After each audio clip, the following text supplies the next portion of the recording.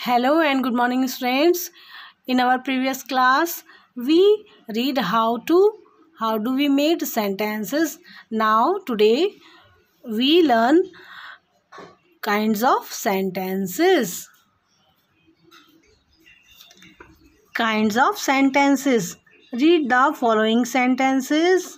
For example, a sentence can make a statement as the boys were playing in the park. A sentence that states or declares something is called a declarative sentence और a statement.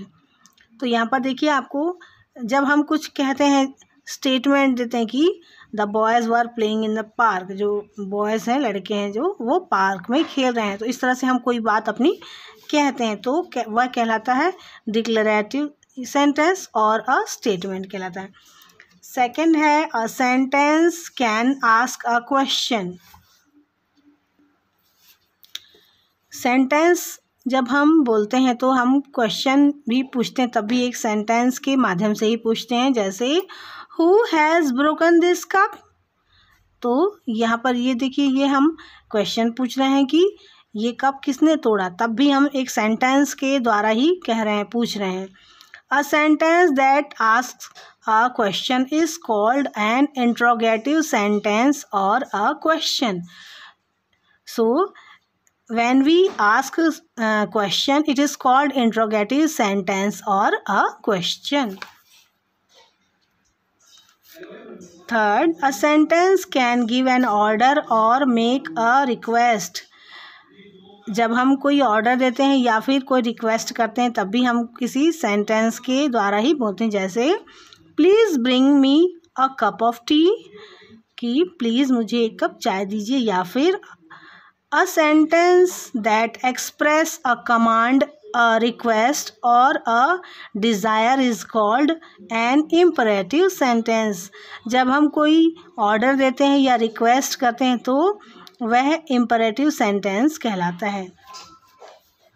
Fourth one is a sentence can express some strong और sudden feeling as how beautiful this flower is. तो इस तरह से कोई हम जब किसी बात को एक्सप्रेस करते हैं तो और अपनी फीलिंग शेयर करते हैं, तब भी एक सेंटेंस के द्वारा ही कहते हैं. जैसे कि कितना सुंदर फ्लावर है ये, इस तरह से हम जब कहते हैं how beautiful this flower is. A sentence that express some strong और sudden feeling is called an exclamatory sentence और a exclamation. From the above, it is clear that every sentence begins with a capital letter. A full stop is placed at the end of every declarative or imperative sentence. A question mark is placed at the end of every interrogative sentences. When we ask a question, it is जहाँ पर हम question पूछते हैं वहाँ पर ज़रूरी हो जाता है क्वेश्चन मार्क लास्ट में हम लगाना ही हमको है. तो an exclamation mark is placed at the end of every exclamation sentence. और ये एक्सक्लेमेशन मार्क है जो हर एक्सक्लेमेशन सेंटेंस के लास्ट में, एंड में लगाना आवश्यक होता है. Read and write. D as for declarative, I as for interrogative, IM as for imperative, and E as for exclamatory sentences. Where is your book? तो यहाँ पर कौन सा क्या आएगा? यहाँ पर इंट्रोगेटिव सेंटेंस है, इसलिए यहाँ पर आएगा IS, क्योंकि ये इंट्रोगेटिव सेंटेंस है.